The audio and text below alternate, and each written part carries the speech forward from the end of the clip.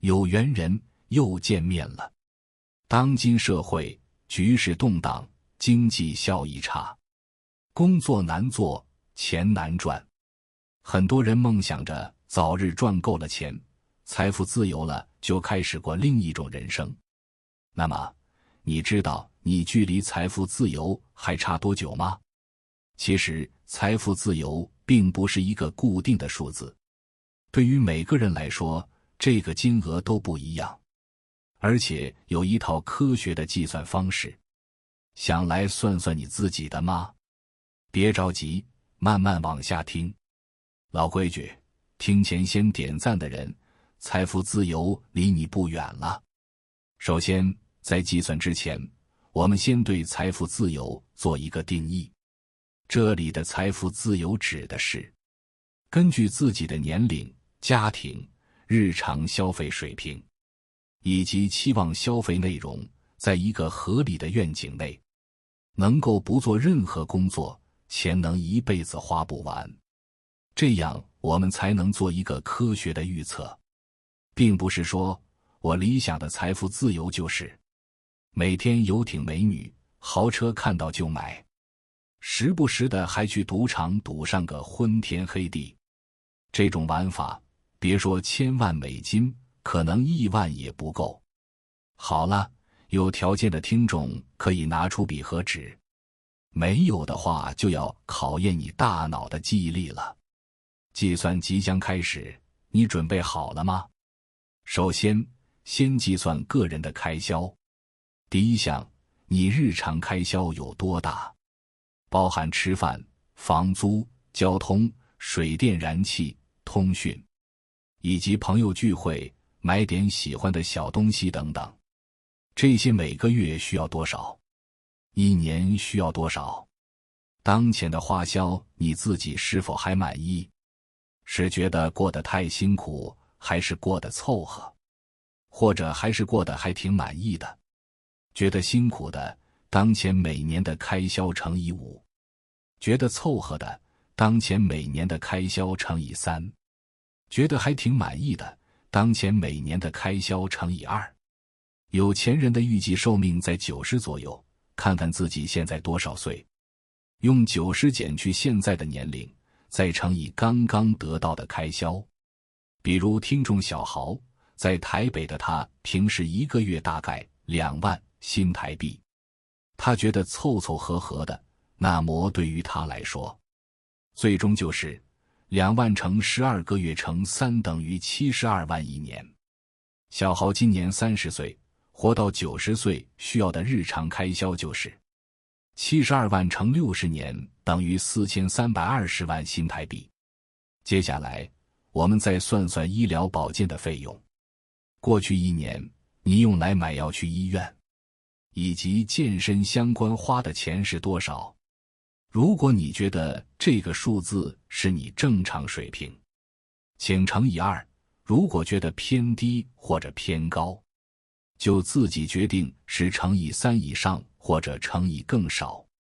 另外，医疗不仅仅要算日常的，还要计算医疗储备的费用。这个费用基本上可以等同于，如果你生了一场大病，需要开刀动大手术，要花多少钱？这里我们以30万作为基准，身体不好的可以适当加一些。还以小豪为例，1年大概需要1万新台币，加上医疗储备金，预计到90岁需要1万乘60年加30万等于90万，加上日常开销，现在是一共需要4410万新台币。那么你自己的呢？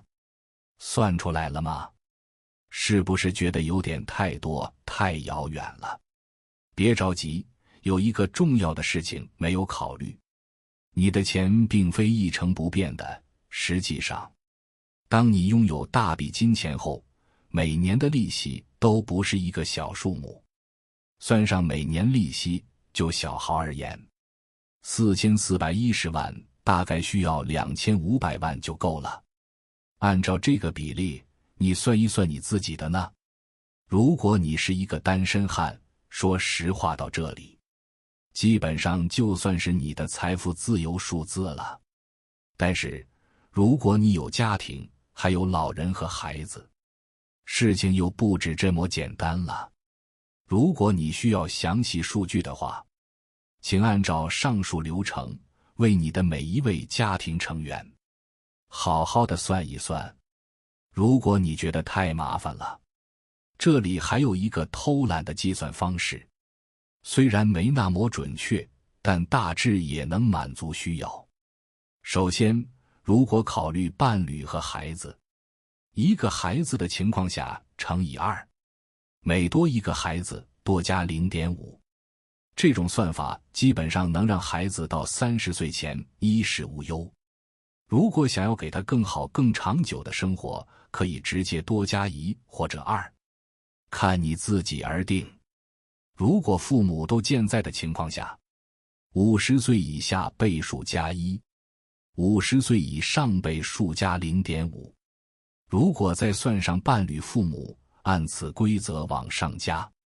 想给他们更好的生活，也继续往上加。比如小豪结婚后打算生2个娃，同时双方父母都超过50岁且需要供养，那么最终的倍率就是伴侣、孩子和自己一共 2.5， 双方父母一共12，最终就是2500万乘以 4.5， 差不多1亿多一点。当然考虑上利率，可能最终6000万到8000万左右。这个金额还是很难的。果然个人富很简单，想要全家一起财富自由还是很困难。那么你算得怎么样了？你离你的财富自由还差多远呢？别灰心，如果觉得目标太难，可以适当降低自己的标准。比如，如果当前的生活很满意，可能从精神上而言，你已经财富自由了，莫必要一味去追求金钱上的数字。冰冷的数字远远没有实际的生活有温度。另外，最近又读了一遍《富爸爸穷爸爸》，每次都会让我有新的启发。这次再分享5个秘诀给大家。1. 金钱就是一种观念，决定你是贫穷还是富有，就取决于你接受了什么样的观念。穷爸爸最喜欢说的一句话就是太贵了，我买不起。而富爸爸最喜欢说的就是我如何才能买得起。一个观念让自己越来越自卑，一个观念让自己越来越自信。让自己打开头脑，想方设法去创造。穷爸爸认为只有存钱，我才有安全感。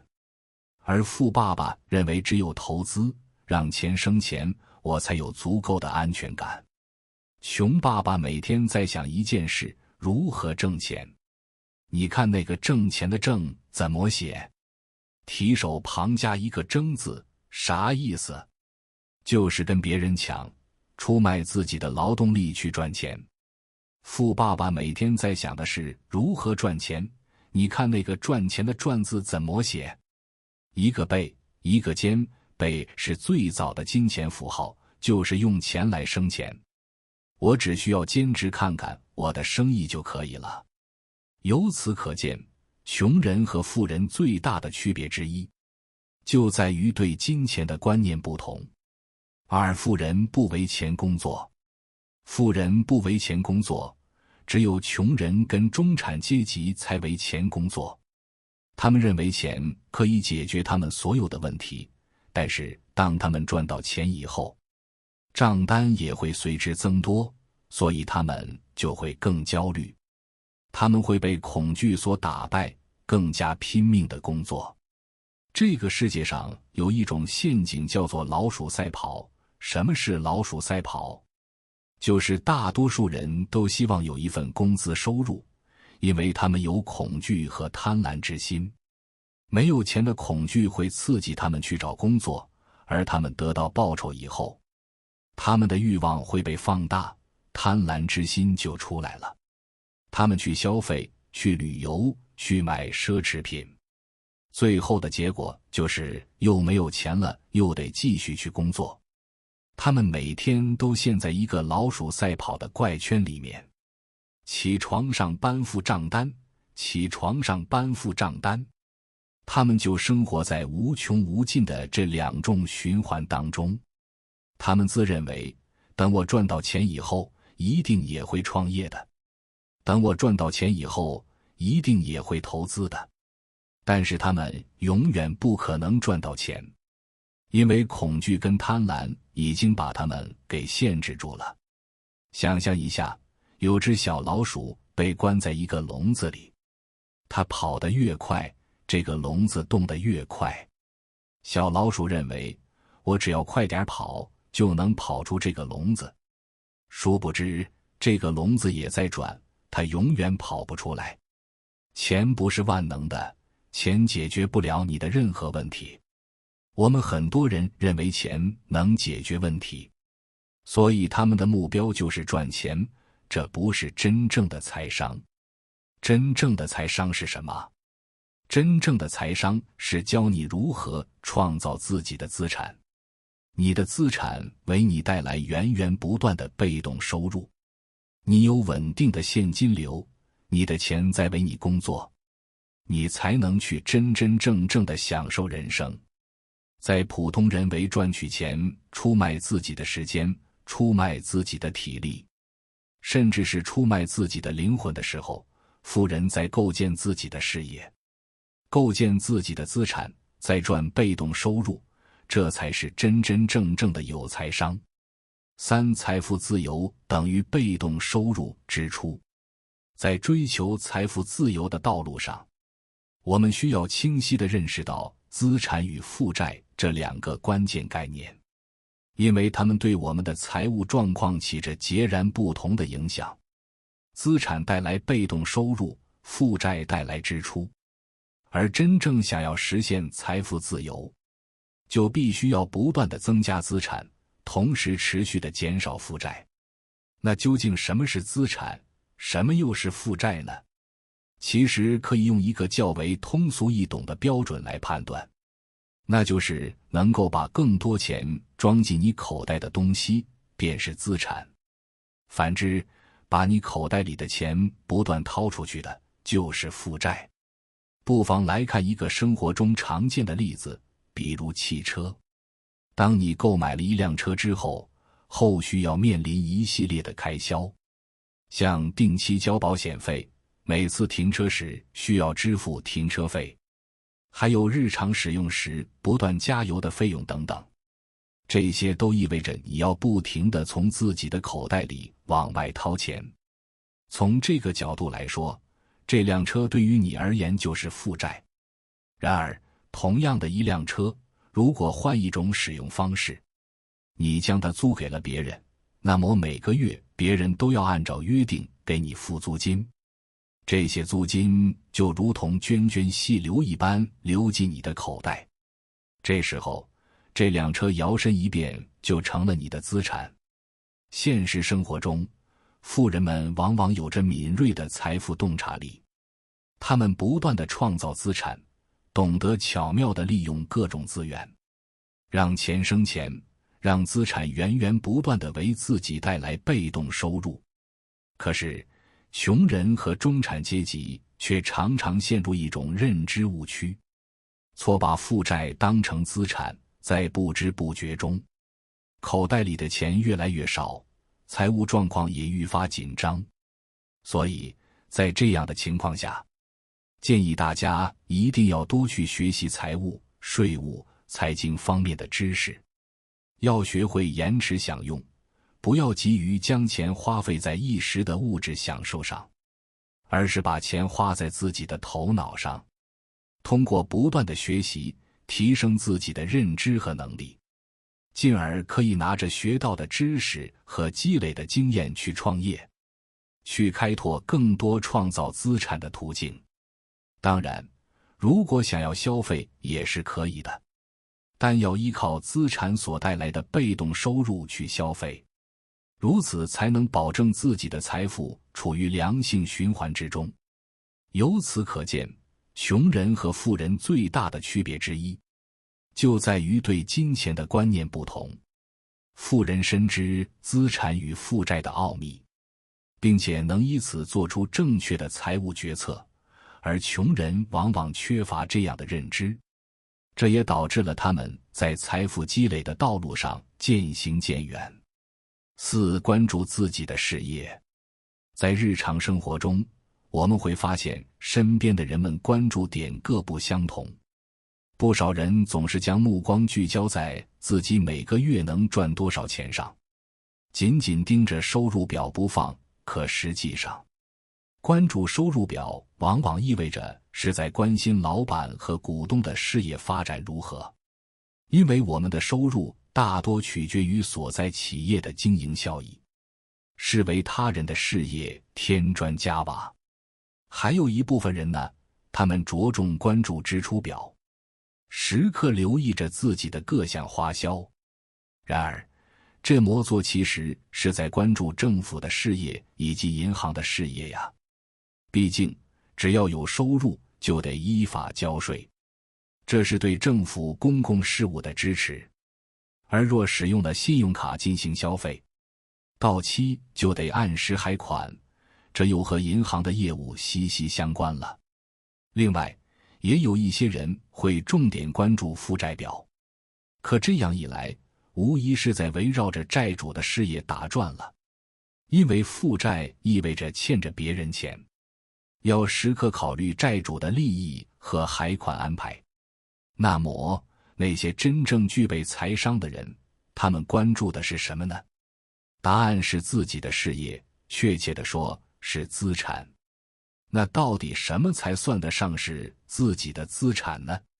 举个例子来说，假如我通过努力创业，成功拥有了一门生意，它能持续盈利，为我创造财富，这无疑就是我的资产。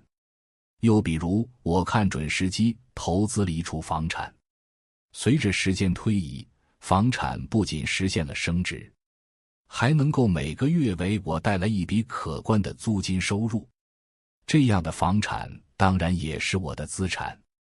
著名的财商教育专家罗伯特·清崎先生把这个世界上的资产细致地分为了5大类。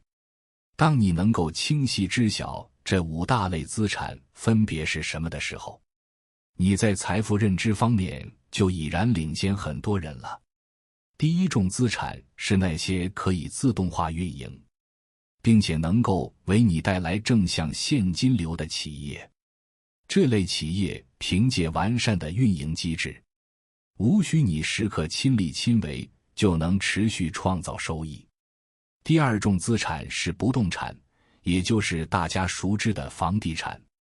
优质的房产不仅能实现价值的增长，还能通过出租获取收益。第三种资产是有价证券，像股票、基金、债券、保险、国债等，它们在金融市场中各有其价值体现与盈利方式。第四种资产是专利权、著作权，凭借知识创造的独特价值，在受到法律保护的同时，也能带来相应财富。第五种资产是那些可以保值升值的物品，例如古玩、字画、黄金等，它们承载着文化与经济价值，时间越久，往往越珍贵。这5种资产就是我们在财富积累道路上应当重点关注的对象。我们要想尽一切办法去布局这5大资产，而想要从零开始布局5大资产，关键的途径无外乎2条：创业和投资。只有通过创业，我们才能打造出属于自己的盈利生意；只有借助投资，才能涉足各类资产领域，让财富得以多元增长。倘若想要开启创业之路，又必须具备一些关键的能力。首先是销售的能力，懂得把产品或服务成功推销出去，打开市场。其次是营销的能力，通过巧妙的策略吸引客户，打造品牌影响力。再者是管理的能力，有效组织协调各项资源，保障企业顺畅运转。最后是领导力，引领团队朝着共同目标奋勇前行，凝聚力量，创造更大价值。只有掌握了这些能力，才能在创业的道路上稳步前行，为布局5大资产奠定坚实基础。5、克服困难，开始行动。很多人热衷于学习各种各样的课程，花费了大量的时间、精力乃至金钱，可到头来却无法将所学真正落地，难以拿到理想的结果。这究竟是为何呢？作者为我们揭示了其中5个关键原因。首先是恐惧心理在作祟，这种恐惧庞复一道无形的枷锁，束缚着人们的手脚，让他们不敢迈出学习的步伐。面对心仪的课程犹豫不决，不敢报名。在投资机遇面前，害怕血本无归，因而望而却步。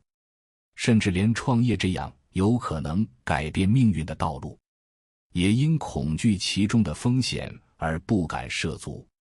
恐惧就像一片阴霾，笼罩在心头，阻碍了人们去实践，去收获成果。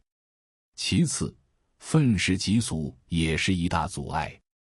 有些人见不得别人比自己做得好，一旦他人取得成绩，便心生嫉妒，进而恶意诋毁。这种心态不仅破坏了积极向上的氛围，更让自己沉浸在消极情绪中，无暇去专注自身成长，自然难以将所学转化为实际成果。再者，懒惰就像一种慢性毒药，一点点侵蚀着人们的行动力，总是想着拖延，不愿付出努力去实践所学知识。即便课程里满是干货，也只是听过看过便丢在一旁，从不付诸行动，结果只能是原地踏步。还有不良习惯，它可能是生活中的各种陋习，比如缺乏自律、沉迷娱乐等，这些习惯分散了精力，使得人们难以全身心投入到将知识落地的行动中。最后，自负同样害人不浅，自认为已经掌握的足够多，对新知识、新方法不屑一顾，可实际上却眼高手低，无法真正运用所学去做出成绩。既然找到了问题所在，那如何才能让自己摆脱困境，成为行动派，实实在在地拿到结果呢？第一步，给自己找一个偶像。偶像就像是前行路上的灯塔，指引着我们前进的方向。就如同罗伯特清崎以富爸爸为偶像，从其身上汲取智慧与力量。周老师以罗伯特清崎为偶像，不断学习效仿，最终他们都实现了财务自由。找到偶像，便能以其为标杆，激励自己不断奋进。第二步，每天做出自己的决定。要知道，决定决定命运，新的决定决定新的命运。每天给自己制定新的、积极的决定，比如今天要完成某个学习任务的实践，或者尝试一种新的做事方法，如此才有可能开启新的人生篇章。第三步，必须投资自己的大脑。当我们还身处贫穷之时，头脑就是唯一真正的资产。正如罗伯特清崎所言，我最喜欢钱的事，一看书，二去上各种各样的培训班。只有这样，我的头脑才会变得越来越富有。通过不断学习，充实大脑，才能为行动提供更坚实的知识基础。第四步，想方设法结交那些正能量、积极向上的朋友。与这样的朋友相处，他们的乐观、进取会感染我们。大家相互鼓励，相互学习，共同朝着目标前进，营造出良好的成长环境。第5步，永远相信比你更有结果且人品是好的人的话。他们凭借自身的经验和良好品德赢得了信任。听从他们的建议，往往能让我们少走弯路，更高效地将所学转化为实际成果，在行动中收获满满的成就。有缘人，感谢你听到这里。不知道你的财富自由距离你还有多远？如果你感受到了收获，请订阅这个频道，我会持续为你分享和传递智慧。如果你有所感悟，欢迎在评论区留言，与大家一起交流你的心得。期待我们下次缘分的遇见。